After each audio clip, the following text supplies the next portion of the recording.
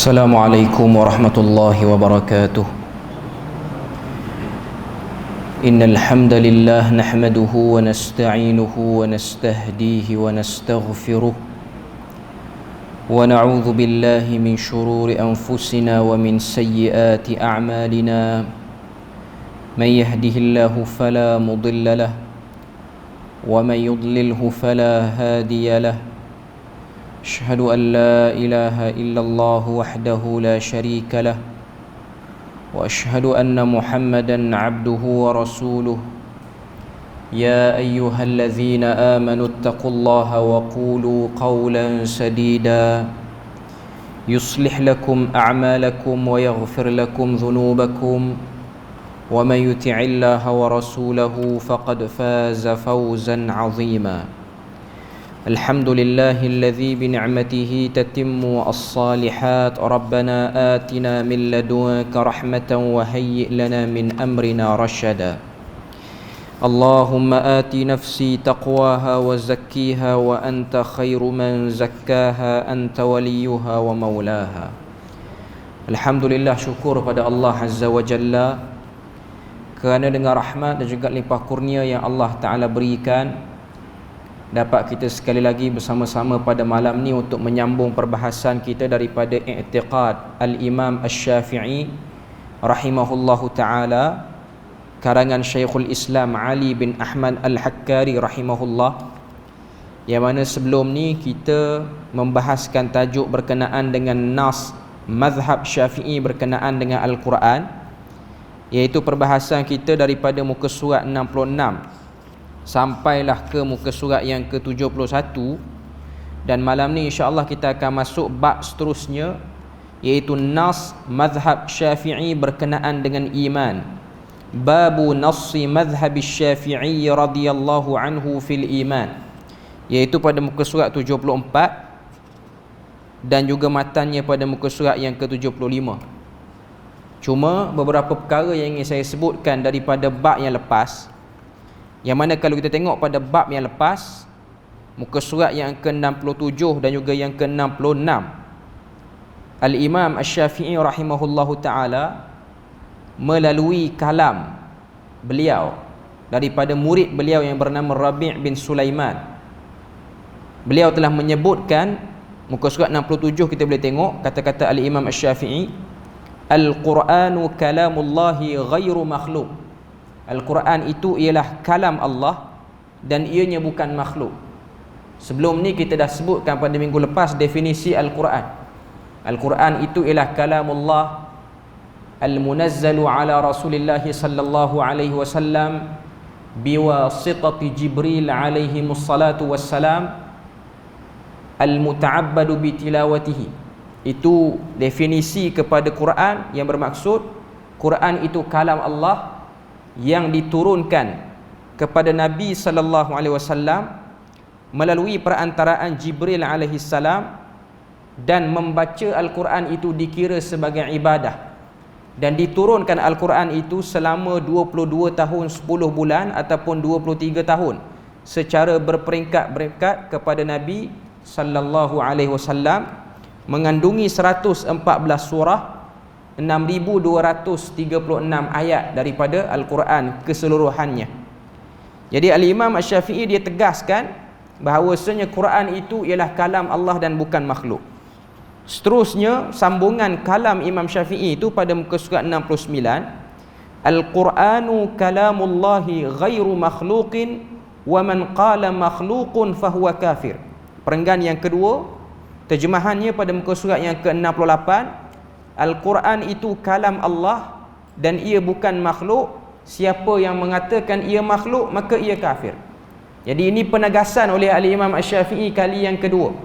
Dan yang terakhir pada muka surat 71, kalau kita tengok kalam Imam Asy-Syafi'i juga daripada murid beliau Rabi' bin Sulaiman rahimahullahu ta'ala, Imam Asy-Syafi'i sebutkan lagi dia punya kata apa, stand dia ataupun pandangan dia berkenaan dengan Al-Quran dan juga isu berkaitan dengan khalqul Quran ni. Man qala lafzi bil Qur'ani makhluq awil Qur'anu bil lafzi makhluqun fahuwa jahmi. Maksud dia pada muka surat 70, sesiapa yang berkata ujaranku ataupun lafazku, suara bunyi yang keluar daripada bacaan Al-Quran itu adalah makhluk, ataupun Al-Quran dengan ujaranku adalah makhluk, maka dia adalah Jahmi, iaitu pengikut Jaham bin Safwan, salah seorang pengasas kepada kelompok Jahmiyah, dan ianya disebut sebagai kelompok yang sesat, terkeluar daripada Ahlus Sunnah wal Jamaah. Kita dah terang panjang pada minggu lepas tentang isu Quran ni, yang mana fitnah Quran ni makhluk Allah Ta'ala telah angkat. Bila mana bermulanya fitnah Quran ni makhluk ialah ketika mana masuk Islamnya orang-orang yang bukan Arab, daripada kalangan orang-orang Parsi dan juga kalangan orang-orang yang dah terkesan dengan falsafah Greek tua yang lama, yang mana mereka mengagungkan akal lebih daripada segala-galanya. Bila mana mereka nak faham Quran ni, mereka terkena biasan ilmu tu. Dan alhamdulillah benda tu sekarang sudah tidak ada, tidak berlaku zaman kita.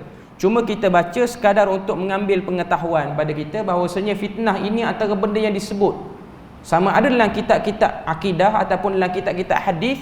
Bahkan perawi-perawi yang ada isu tentang kenyataan beliau mengatakan Quran ni makhluk ataupun tidak, ianya juga mengandungi, orang kata apa, sedikit kritikan oleh para ulama yang dah kita sebut sebelum ni. Antaranya Al-Imamul Bukhari, beliau juga tidak terlepas daripada tuduhan orang mengatakan beliau itu ialah Mu'tazilah ataupun Jahmiyah kerana isu Quran ni.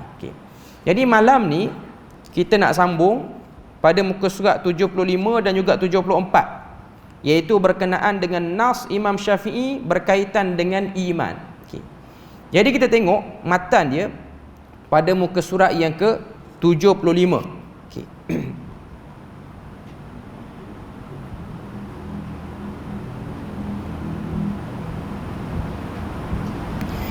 Muka surat yang ke-75, wa bihi qala akhbarana Abu Nasr Ahmad bin Mahdi qala akhbarana qala anba'ana Abu Nasr al-Murri qala anba'ana Yusuf bin Al-Qasim al-Miyanji qala anba'ana Yusuf bin Abdul Ahad az-Za'ini ar-Ra'ini qala sami'tu Ar-Rabi' bin Sulaiman yaqul sami'tu Asy-Syafi'i radhiyallahu anhu yaqul al-imanu qaulun wa amalun yazidu wa yanqus.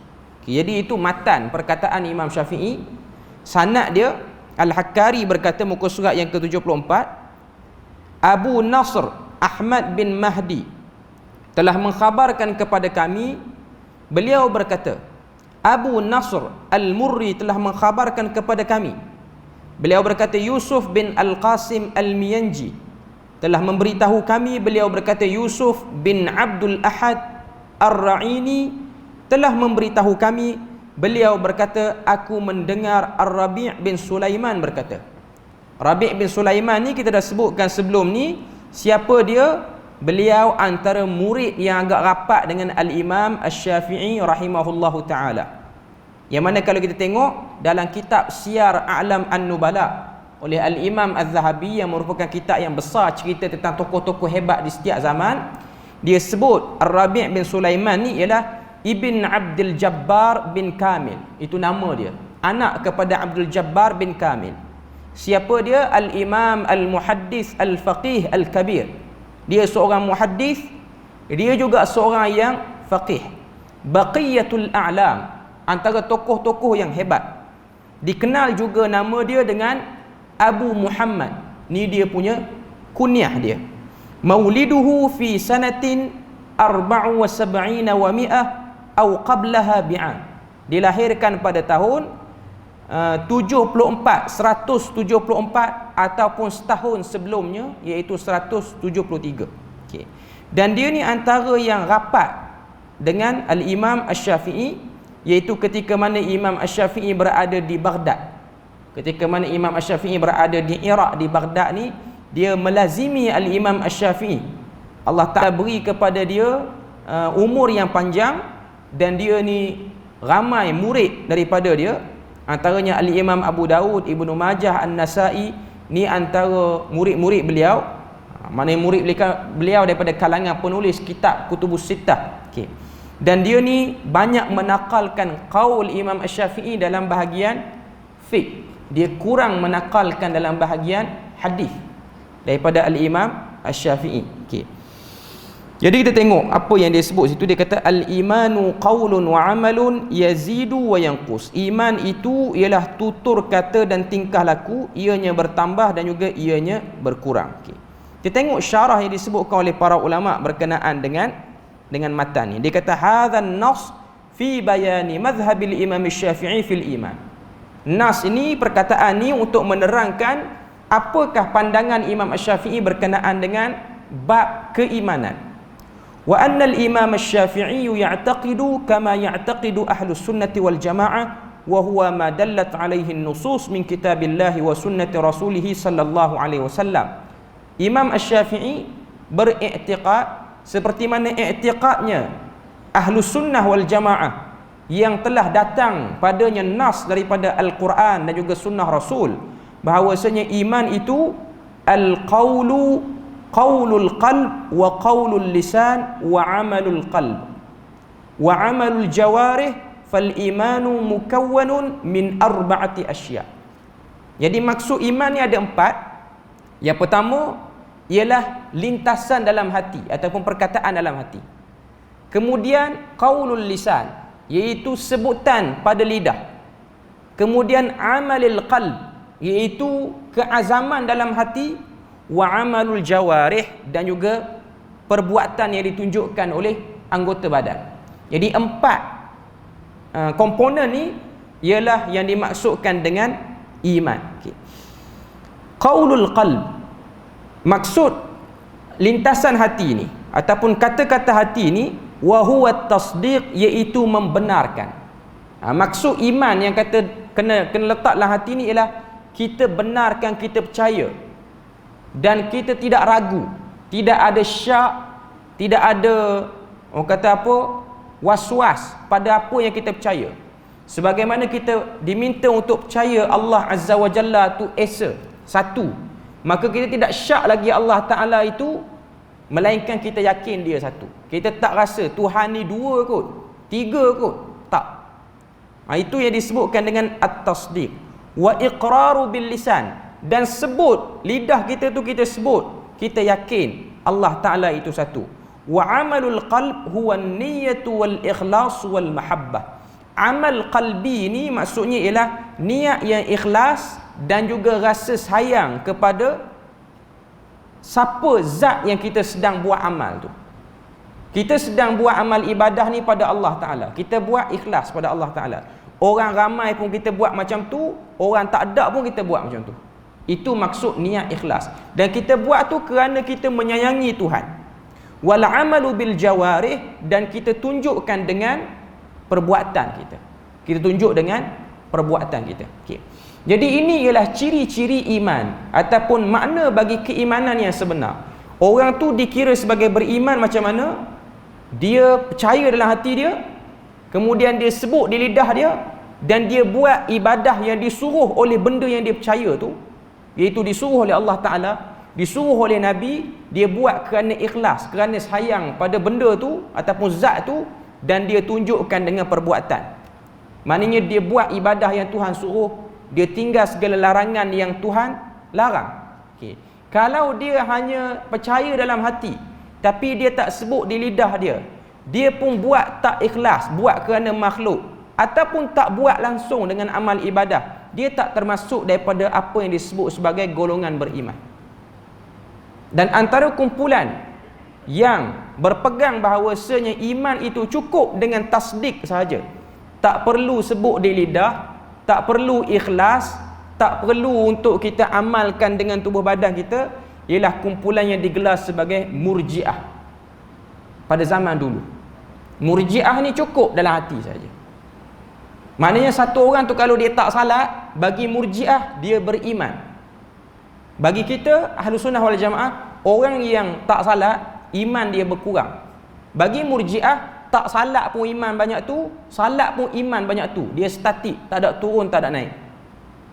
Antara isu yang panas 1-2 hari ni ialah bila mana ada sebahagian para asatizah membuat teguran berkenaan dengan isu sukan, yang mana sukan Olimpik ni Malaysia antara yang menyertainya. Dan bila mana orang kita ni berlaku saja kemenangan pada pertandingan ni, jadi adalah satu dua acara sukan tu, dia punya pemakaian tu tidaklah berapa menepati syarak. Antaranya renang, ini tak menepati syarak. Orang tak pakai pakaian menutup aurat ni untuk renang. Melainkan orang tak berapa nak pakai baju pun. Ada asatizah yang orang kata apa, yang tegur isu ni. Okey. Tiba-tiba keluar kenyataan.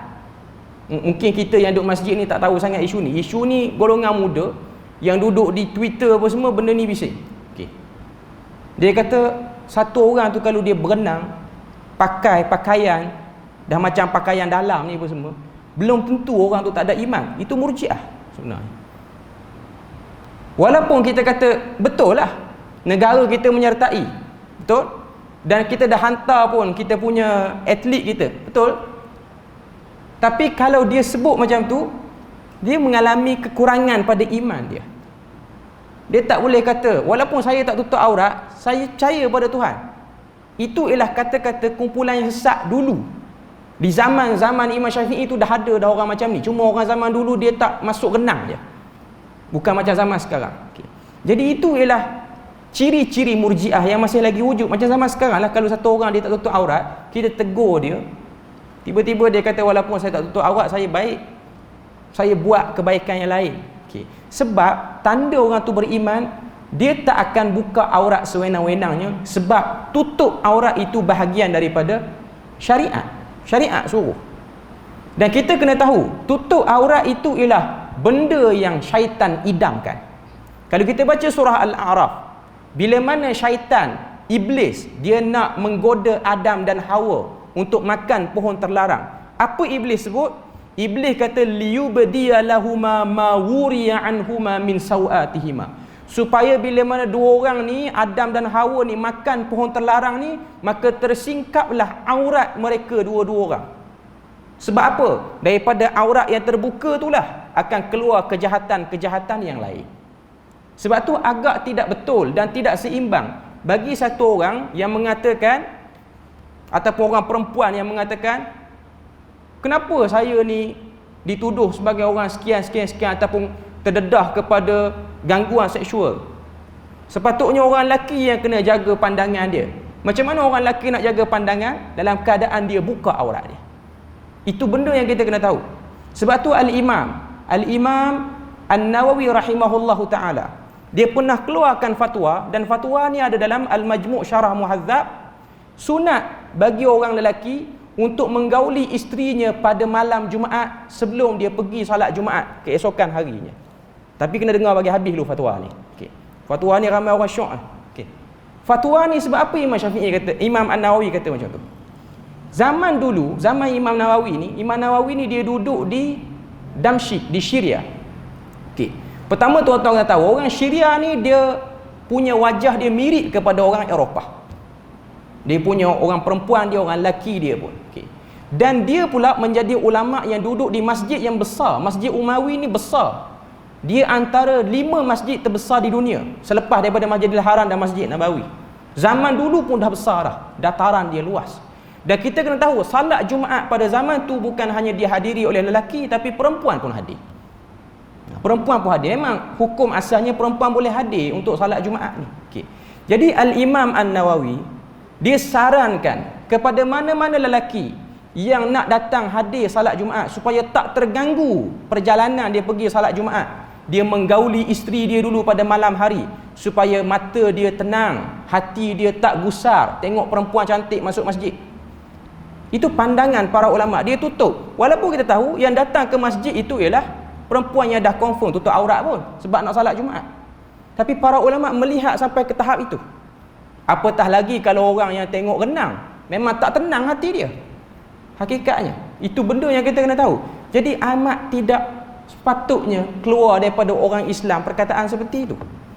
Sebab penjagaan aurat ini dia berkait dengan sejauh mana penjagaan hawa nafsu tu sendiri. Okay.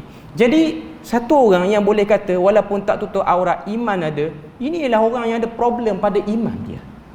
Walaupun kita tak nafikan wujudnya iman pada orang ni, tapi kita kena tahu bahawasanya iman dia tidaklah mencapai pada tahap yang sepatutnya. Okay. Sebab tu dalam bab pengajian iman ni benda ni dibahas. Benda ni dibahas dengan begitu clear sekali, okay, dan detail. Okay.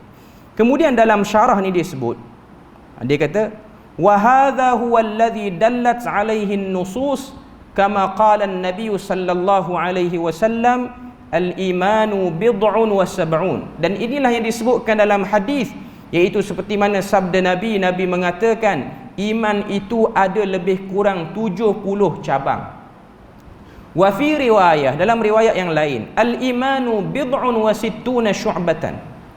Iman itu lebih kurang 60 cabang. Nabi sebut wal haya'u syu'batun minal iman, dan malu itu sebahagian pada iman. Kenapa Nabi sebut malu?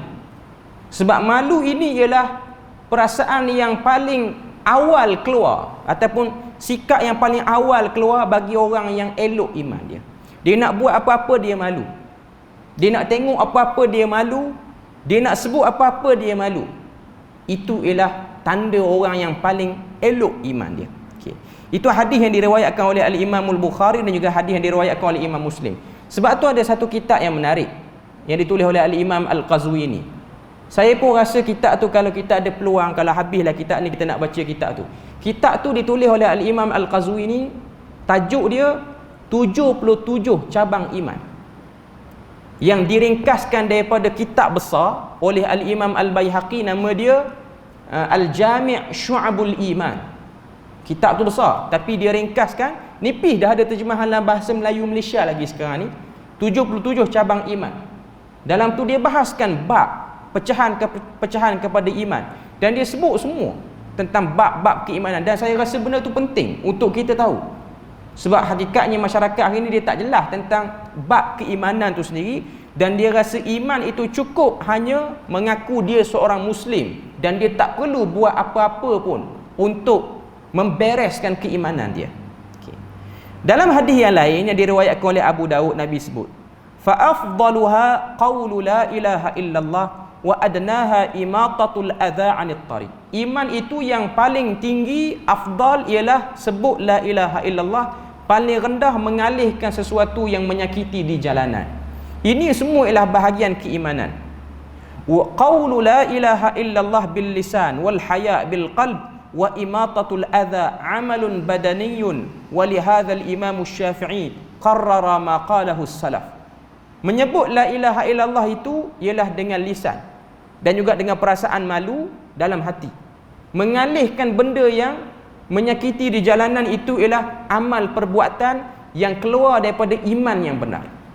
Satu orang yang ada iman, dia akan melahirkan orang yang berakhlak, dia akan melahirkan orang yang ada common sense yang tinggi. Sensitif dia tinggi. Dia tengok binatang pun dia boleh kesian, dia tengok orang ni pun dia boleh terasa, dan sekian-sekian. Tapi dalam masa yang sama, kita kena faham antara orang yang kesian sehingga kena tipu dengan orang yang kesian kerana iman. Jadi itu benda dua beza yang kita kena tahu. Okay. Kemudian dalam kata-kata Imam Syafi'i itu, kalau kita tengok, iman itu qaulun wa amal yazid wa yanqus. Iman itu ialah perkataan dan amalan bertambah dan berkurang. Okay. Kita tengok matan muka surat 75 tu, wa bi isnadihi qala al-Imam Syafi'i qala Allah azza wa jalla innal ladzina amanu wa 'amilus salihati ulaika hum khairul bariyah fa'alimna annahum khairul bariyati bil imani wa 'amilas salihat. Dan dengan isnadnya pada muka surat 74, beliau berkata, kata Asy-Syafi'i, firman Allah azza wa jalla, sesungguhnya orang-orang yang beriman dan beramal saleh, merekalah sebaik-baik makhluk. Kita tahu mereka menjadi sebaik-baik makhluk dengan iman dan amal saleh. Ini yang diriwayatkan oleh kebanyakan para ulama lah. Kalau kita tengok pada nota kaki 29 tu panjang, dia sebut tentang bab kata-kata Imam Syafi'i itu, yang Imam Syafi'i nukil daripada kata-kata para ulama yang lebih awal pada dia. Okay.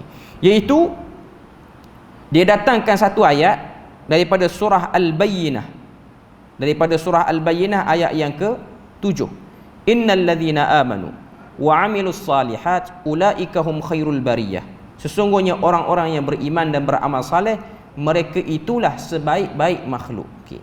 Bayyana Asy-Syafi'i rahimahullah wajhud dilalatu min hadhihi al-ayah faqala fa'alimna annahu khairul bariyatu bil imani wa 'amila as-salihat bil imani wal 'amal wa qasdu bidzalik ar-raddu 'ala al-murji'ati alladhina yaqulun al-a'malu ghairu dakhilatun fi musamma al-iman. Kata-kata Imam Syafi'i pada perenggan yang paling bawah ni ialah untuk menghentam kata-kata kumpulan murji'ah yang mengatakan bahawasanya a'malu al-badaniyah, amal tubuh badan kita ni, kita buat salat apa semua ni, dia tak termasuk daripada manifestasi iman. Satu orang tu masih lagi beriman yang sempurna kalau dia tak salat pun. Itu pandangan murji'ah. Kalau dia minum arak pun dia beriman, selagi dia tak sembah berhala, selagi itu dia beriman. Dan iman dia takat mana? Iman dia sempurna. Di sisi Ahlus Sunnah wal Jamaah kita tahu iman itu bertambah berkurang, bertambah dengan ketaatan, berkurang dengan kemaksiatan. Lianna Allah Ta'ala sammahum khairul bariyah. Allah Ta'ala telah menamakan orang yang beriman dan beramal saleh itu sebagai khairul bariyah bi amrain, dengan dua perkara. Yang pertama bil iman, yang kedua bil a'mal. Jadi dalam ayat ni, ayat ke-7 surah Al-Bayyinah ni, Allah Ta'ala kata innal ladzina amanu, sesungguhnya orang yang beriman. Itu yang pertama. Wa amilus salihat, dan juga orang yang beramal dengan amal saleh. Jadi iman tidak akan sah melainkan kena ada dua perkara ni, iman dan juga amal yang saleh. Selagi dia tidak beramal dengan amal yang saleh, kalau dia ada satu saja, dia tidak beriman dengan iman yang sempurna.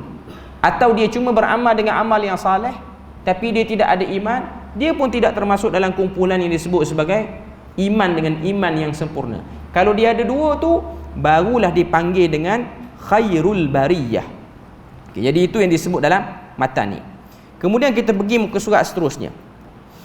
Wa bihi qala akhbarana Ibnu Mahdi qala anba'ana Abu Nasr al-Murri qala anba'ana al-Qadhi Yusuf qala anba'ana Abdurrahman bin Abi Hatim ar-Razi wa Ahmad bin Muhammad bin Salamah at-Tahawi qala anba'ana al-Muzani qala asy-Syafi'i naqulu 'inda ibtida'i at-tawaf wal-istilam bismillah wallahu akbar Allahumma imanan bika wa tasdiqan bi kitabika wa wafa'an bi ahdika wa ittiba'an li sunnati nabiyyika sallallahu alaihi wasallam. Al-Hakkari berkata, terjemahan dia muka surat 76, Ibnu Mahdi telah mengkhabarkan kepada kami, beliau berkata Abu Nasr al-Murri telah mengkhabarkan kepada kami, beliau berkata Al-Qadhi Yusuf telah memberitahu kami, beliau berkata Abdurrahman bin Abi Hatim ar-Razi dan Ahmad bin Muhammad bin Salamah at-Tahawi telah memberitahu kami. Mereka berdua berkata Al-Muzani telah memberitahu kami, beliau berkata, kata Asy-Syafi'i ketika mula bertawaf dan mengusap Al-Hajar Al-Aswad, kita sebut dengan nama Allah dan Allah Maha Besar. Ya Allah, aku melakukan ibadah ini kerana keimanan kepadamu, membenarkan kitabmu, setia dengan perjanjianmu dan mengikuti sunnah nabimu sallallahu alaihi wasallam. Okey. Dalam bahagian yang seterusnya ni, pada matan seterusnya muka surat 77 ni, dia datangkan satu sanad daripada murid Imam Asy-Syafi'i yang seterusnya, iaitu nama dia Al-Muzani. Al-Muzani ni ialah antara yang sangat rapat dengan Al-Imam Asy-Syafi'i. Nama dia Ismail bin Yahya bin Ismail bin Amru bin Muslim Al-Muzani Al-Misri. Nama betul dia. Nama dia Ismail Al-Muzani. Okay. Dia ni memang lama melazimi Al-Imam Asy-Syafi'i. Okay. Dan dia telah menulis satu risalah, nama dia Mukhtasar. Mukhtasar tu maksudnya ringkasan daripada oleh Al-Imam Asy-Syafi'i. Kitab besar dalam mazhab Syafi'i ni lah Dia tulis Al-Mukhtasar. Imam Syafi'i ni ada dua orang murid yang banyak ambil ilmu fiqh pada dia. Yang pertama Muzani ni, yang kedua Al-Buaiti. Tapi Al-Muzani ni lagi rapat, sehingga Imam Asy-Syafi'i ni dia kata Al-Muzani nasiru madhhabi. Imam Al-Muzani inilah penolong, pembantu, penyebar kepada mazhab aku.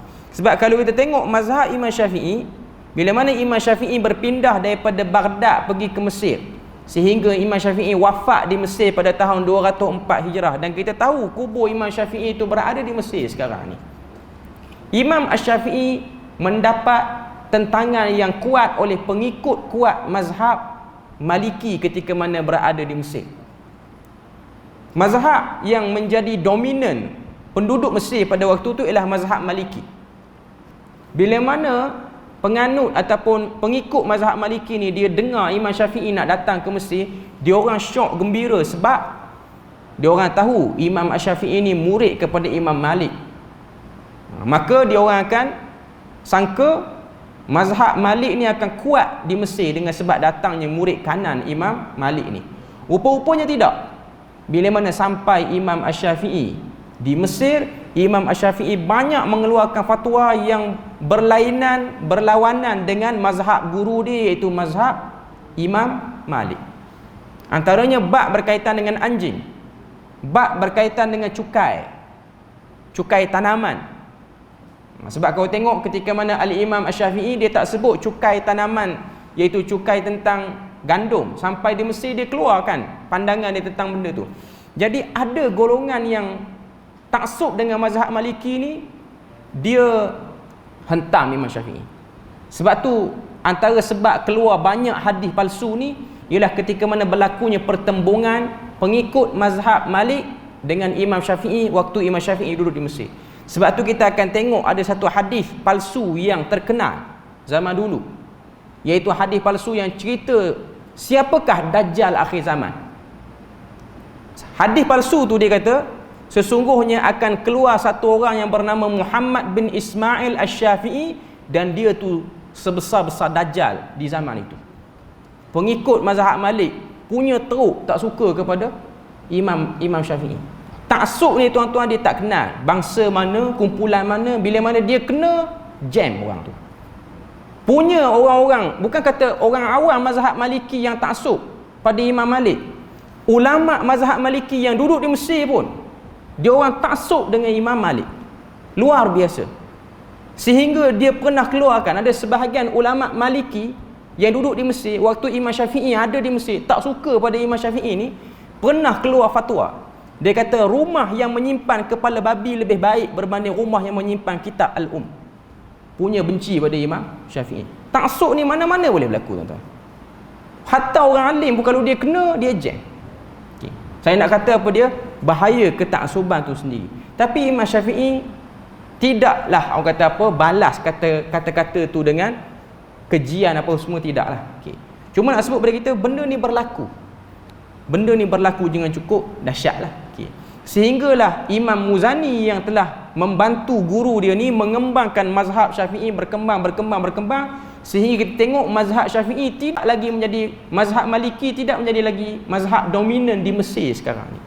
Walaupun kita tahu di Mesir masih lagi ada penganut ataupun pengikut mazhab Syafi'i ni, tapi dia tak seramai masa zaman Imam Syafi'i hidup, mazhab Maliki tu. Dan kita tengok pengikut mazhab Maliki ni dia berpindah ke tempat lain. Antara negara ataupun tempat yang paling kuat mazhab Maliki di dunia ni ialah negara Morocco, Maghribi. Kuat dia orang dengan mazhab Maliki. Ia menjadi teras. Bahkan kalau kita tengok pengajian Muwatta, pengajian kitab-kitab mazhab Maliki ni banyak dibaca.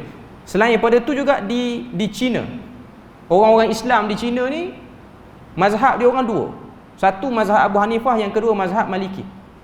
Dan mereka pernah ada ketegangan. Maknanya kedua-dua ni dia saling kata yang ni tak betul, yang tu tak betul. Dan yang selain daripada tu ialah mazhab Maliki ni banyak berkembang di Turki. Sebab tu kalau tengok orang-orang Turki ni dia pekat dengan mazhab Maliki dia, macam mana orang di Pakistan dan India pekat dengan mazhab Hanafi dia. Macam kita jugalah orang Melayu pekat dengan Syafi'i dia. Punya dia pekat dengan Maliki dia tu, sehingga dia tak rasa orang mazhab lain ni orang Islam. Sebab tu saya pernah cerita sini, mungkin kawan saya dia pergi ke Turki, salat jamak dan qasar. Kita musafir sampai di Turki, di Hagia Sophia di tengah bandar Istanbul tu, masjid yang besar tu, salat 2 rakaat jamak dan qasar, zuhur asar. Jadi datang satu orang pakcik tua yang duk baca Quran dalam masjid tu tanya, ni salat apa? Maka kawan saya tu dia belajar juga, dia tahu Turki ni mazhab Maliki. Maliki ni dia tak ada salat jamak qasar, dia tak ada. Dia tidak ada. Dia tak ada salat jamak, qasar dia ada. Kalau musafir ni solat on time, cuma boleh qasar. Contoh dia musafir sampai waktu zuhur, dia kena salat tapi dia boleh qasar. Dia tak boleh jamak macam kita, jamak zuhur dengan asar. Dia cuma boleh jamak untuk pergi buat umrah dengan buat haji aja. Tempat lain tak boleh jamak. Boleh qasar saja. Okey. Jadi kawan tu pun tanya, ni salat apa? Maka kawan saya kata, kami ni Syafi'i, sebab tu salat macam ni. Pakcik yang Turki tu dia kata, oh Syafi'i ingat ke Islam? Sebab dia ingat Syafi'i tu bukan agama Islam. Dia kenal Maliki, dia tahu Maliki saja yang Islam. Lain pada Maliki tak Islam. Okey. Nak kata mazhab Maliki ni dia antara mazhab yang terbesar jugalah. Ramai orang ikut selain daripada mazhab Hanafi. Hanafi ni antara yang paling besar. Okey. Cuma nak sebut Imam Syafi'i ni waktu dia duduk di Mesir, teruk lah dia kena. Sehingga Imam Muzani ni tolong dia, sehingga mazhab Syafi'i itu berkembang pesat sampailah kepada kawasan kita hari ni. Dominannya ialah mazhab Syafi'i. Walaupun kita tengok sebelum nak sampai ke Mesir tu, mazhab Syafi'i ni dia masuk ke Yaman dulu. Sebab tu kita akan tengok ramai orang-orang Yaman ni, terutamanya belah Hadramaut, belah utara Yaman ni, mereka bermazhab Syafi'i sama macam kita. Dari segi pengamalan dia apa-apa semualah, dan kecenderungan mazhab dia orang ialah, perbincangan kitab dia orang ialah mazhab Syafi'i itu sendiri. Okey. Jadi Imam Muzani ni banyak bantu mazhab Syafi'i. Okey. Apa dia kata? Dia kata sini, naqulu inda ibtida'it tawaf wal istilam. Kita ketika mana mula bertawaf dan mengusap al-hajar al-aswad, kita sebut bismillah wallahu akbar. Bila mana kita nak start tawaf, kata Imam Syafi'i ni, bermula daripada hajar aswad tu, kita istilam, kita akan sebut bismillahi Allahu akbar.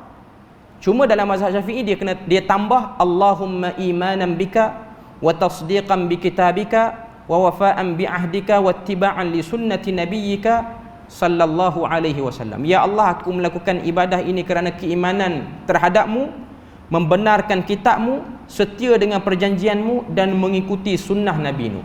Waktu nak start tawaf tu, tawaf yang pertama ni, kita angkat tangan, kita istilam, lepas tu kita baca yang ni. Itu yang dalam nas mazhab Syafi'i. Istilam tu cuma angkat tangan, lepas tu terus tawaf.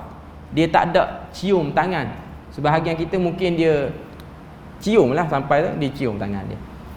Benda tu taklah sampai pada haram, tapi dari segi ketepatan dia tak tepat. Saya bawa jemaah umrah, bila mana dia kadang-kadang orang, kita nak bawa orang umrah ni, kita tak boleh nak bawa dia tu dekat dengan kita selalu. Kadang-kadang dia terpisah, kadang-kadang ada yang lambat, ada yang laju terlebih. Terutamanya yang dah kerap sangat pergi 2-3 kali ni. Okey. Tapi saya tengoklah pengamatan saya, kebiasaannya orang kita ni buat umrah, dia akan tengok orang lain buat umrah macam mana. Okey. Kita jangan tengok orang, kita belajar macam mana yang tata cara umrah yang betul ataupun haji yang betul ni. Okay. Bila mana nak istilam, angkat tangan, yang betulnya ialah kita usah Hajarul Aswad, tapi tak mampulah dengan sebab ramai orang tu. Angkat tangan, sebut bismillahi Allahu akbar. Yang dalam hadis banyak tu je. Cuma yang dalam Imam Syafi'i ni dia sebut panjang lagi. Dia sebut Allahumma imanan bika wa tasdiqan bi kitabika wa wafa'an bi ahdika wa ittiba'an li sunnati nabiyyika Muhammadin sallallahu alaihi wasallam. Secara umumnya kalau kita nak baca yang ni pun okey je, sebab Imam Syafi'i dia sebut benda ni. Okey. Lepas tu kita tawaf macam biasa. Kita nak baca Quran ke, kita nak baca apa ke, cuma bila mana nak sampai dekat Hajarul Aswad tu, dia ada doa khusus, Rabbana atina fid dunya hasanah wa fil akhirati hasanah wa qina adzabannar. Cuma perbuatan cium tu tidak ada. Yang over cium ni, tuan-tuan tengok jemaah mana, Pakistan over cium, bukan tak sebelah, dua-dua belah. Cium tu macam nak ambil restu cerita Hindustan lah. Okay. Yang tu tak perlulah kita ikut tu. Ada yang ambil dengan kain ihram pun semua, tak perlu. Dan kita membuka, bagi orang lelaki lah, dia membuka itibak, bukan itibak, dia membuka bahu kanan. Buka bahu kanan tu pada waktu tawaf je sebenarnya. Waktu salat tutup balik. Tapi ramai orang waktu salat tu masih lagi buka. Waktu salat tak perlu buka. Waktu salat Nabi betulkan balik ridak Nabi tu, kain yang duduk atas ni dia panggil ridak, dan tutup. Salat dalam keadaan tutup. Buka itu hanya waktu tawaf sahaja. Okey. Jadi itu apa yang disebut dalam ni. Okey. Apa yang nak dikaitkan dengan bab iman ni? Okey. Hadzal nas fi bayani mu'taqadil Imam Syafi'i. Nas ini iaitu bacaan ketika mana nak tawaf ni menerangkan pada kita i'tiqad Imam Asy-Syafi'i wa annal a'mala dakhilatun fi musammal iman, bahawa sesungguhnya amal perbuatan tubuh badan itu masuk dalam iman. Iman itu dia akan diterima dan akan sempurna definisinya bila mana ada perbuatan. Haitsu qal, sehingga kita menyebut Allahumma imanan bika, ya Allah aku beriman denganmu, wa tasdiqan bi kitabika, dan aku membenarkan kitab kamu, wa wafaan bi ahdika, dan aku menyempurnakan janjimu, wattiba'an li sunnati nabiyika, dan aku ikut sunnah nabimu. Wa hadza kulluhu dakhilun fi musammal iman min at-tasdiqi wal wafa'i wal 'amal wa ittiba'i sunnah. Al-Imam Asy-Syafi'i, kau tengok dalam nota kaki tu, dia sebut bahawasanya tidak menjumpai takhrij. Kalau muka surat 76 tu dia sebut, saya tidak menjumpai takhrij, hadis ini tidak sabit secara marfu', sebutan itu. Lepas tu ada nota sikit daripada penyunting tu, Al-Imam Asy-Syafi'i dalam kitabnya bab bacaan ketika mengusap ar-rukun ataupun Hajarul Aswad, beliau berkata, Sa'id mengkhabarkan kepada kami bahawa beliau meriwayatkan daripada Ibnu Jurayj bahawa beliau berkata, aku diberitahu bahawa sebahagian daripada sahabat Nabi berkata, wahai Rasulullah, apa yang perlu kami ucapkan ketika mengusap Hajarul Aswad? Baginda menjawab, kamu semua bacalah bismillahi Allahu akbar imanan billah wa tasdiqan bima jaa bihi Rasulullah sallallahu alaihi wasallam. Lafaz bacaan dalam kitab hampir sama dengan lafaz dengan riwayat dalam Al-Hakkari ini. Imam Ibnu Katsir dalam kitabnya Irsyadul Faqih setelah membawa riwayat Asy-Syafi'i ini memberi ulasan bahawa sanad Asy-Syafi'i ini terputus. Okay, jadi perkataan Imam Syafi'i ini dia ada mirip sikitlah dengan riwayat hadis, walaupun riwayat itu tak betul. Yang betulnya ialah bismillah Allahu akbar. Sama juga dengan orang yang mengatakan dalam mazhab Syafi'i ini ada lafaz niat waktu nak salat. Waktu nak salat ni angkat takbir Allahu akbar, ataupun sebelum angkat takbir tu sebut usalli, sunnah, sekian-sekian, salat apa-apa lah. Maknanya lafaz niat. Macam yang kita dengar kebanyakan orang. Okay. Sebenarnya dalam nas mazhab Syafi'i bukan bunyi macam tu. Kan? Sebahagian orang sebelum dia angkat takbir tu dia sebut usalli salatul maghribi ke salatul isya'i arba'a raka'atin, thalatha raka'atin. Kita baca yang tu, itu niat yang kita baca. Tapi sebenarnya Imam Syafi'i yang dia baca apa dia? Bismillah muqbilan liqiblatillah wattiba'an li sunnati nabiyillah. Itu lebih kurang apa yang disebut oleh Imam Syafi'i. Dengan nama Allah, belum angkat takbir ni, sebelum angkat takbir, dengan nama Allah aku menghadap kiblat dan aku mengikut sunnah Nabi. Tapi Imam Syafi'i pun tak kata tu datang pada hadis Nabi, cuma dia buat macam tu. Jadi sebahagian kita kalau nak buat macam tu lah, tapi kena cari nas dia yang tepat. Yang saya sebut tu lebih kurang je. Okay. Cuma bukan Imam Syafi'i lafazkan usalli, dia lafazkan perkataan lain. Tapi tak dinafikan bahawasanya ada para ulama yang membenarkan bolehnya lafaz niat sebelum salat bagi kumpulan-kumpulan yang tertentu. Antaranya dalam kitab apa saya tak ingat, tapi kitab tu ialah kitab antara kitab yang terkenal dalam mazhab Syafi'i lah. Dia kata boleh bagi satu orang tu untuk lafaz niat macam kebanyakan orang kita buat, dengan syarat dia ada masalah was-was niat dia. Kalau dia orang yang bermasalah, waktu dia nak niat je dia problem. Sebenarnya kalau kita baca dengan lebih dalam penerangan tokoh ni, ulama ni daripada India, dia syarah mazhab Syafi'i. Dia kata orang yang macam ni ialah orang yang itah ni maksud dia apa? Dia tak gila, cuma dia macam bendul. Orang boleh bodoh dengan dia. Dia orang macam ni, dia tetap ada duduk dalam kategori sakit mental tu lah. Okay. Tapi dia masih lagi boleh solat. OKU yang boleh solat. Okay. Dia ada problem. Waktu dia nak niat, dia bertukar. Ni semayang maghrib ke semayang raya? Dia kena lafaz. Dia kena lafaz yang macam ni. Dia bertukar niat apa-apa semua. Jadi itu dia kena lafaz. Kalau kita yang normal, yang paling aulanya kita tak lafaz. Cuma kita adalah niat. Waktu sebelum angkat takbir tu dah ada niat. Waktu takbir tu pun tahu nak salat apa. Jadi itu ialah orang yang berniat yang disebutkan dalam nas mazhab Imam Asy-Syafi'i ini. Okay. Okey, saya rasa kita berpada situ lah kot untuk malam ni. Sebab nak bahas matan satu lagi tu dia agak panjang. Kita berpada situ je untuk malam ni. Sampai situ. Subhanakallahumma wa bihamdik asyhadu an la ilaha illa anta wa astaghfiruka wa atubu ilaik. Wassalamualaikum warahmatullahi wabarakatuh.